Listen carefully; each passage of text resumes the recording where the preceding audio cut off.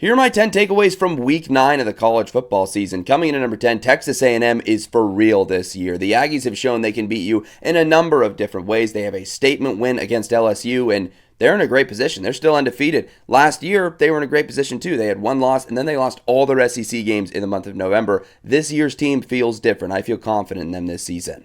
Kirk Ferentz needs to be fully appreciated. Iowa notches a blowout victory over Minnesota. It gets them to bowl eligibility. They've only not been eligible for a bowl 2 times since the year 2000. That is insane longevity and consistency, which should be appreciated even more, seeing what Wisconsin has done recently, falling apart despite their insane consistency. Kirk Ferentz is special.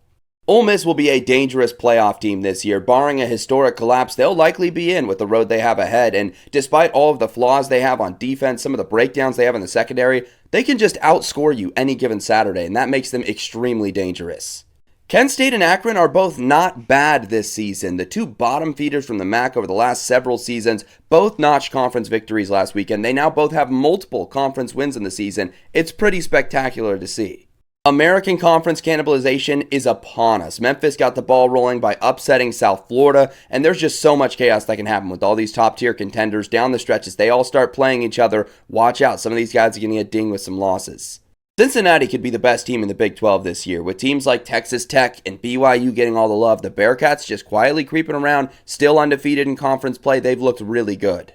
Virginia is a really fun story, still only 1 loss in the year, undefeated in ACC play, but they are so very fraudulent. They've had 3 games going to overtime now this year, 2 of them versus not very good opponents. They arguably should have lost to Washington State. They're just a team that has a lot of flaws, but there's got to be something to be said about finding a way to win. I've said a win is a win in 2025. For Virginia, you feel like it's probably going to catch up to them in the month of November.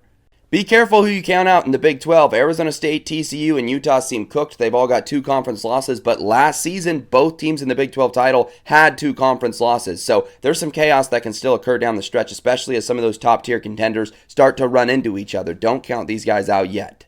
Haynes King deserves to be in the Heisman conversation. There's an argument he deserves to be at the forefront of the Heisman conversation. All of the stuff he brings to this Georgia Tech offense, the percentage of production for this team that he is responsible for week in and week out, and the success story they're having this season, my goodness, he deserves his flowers.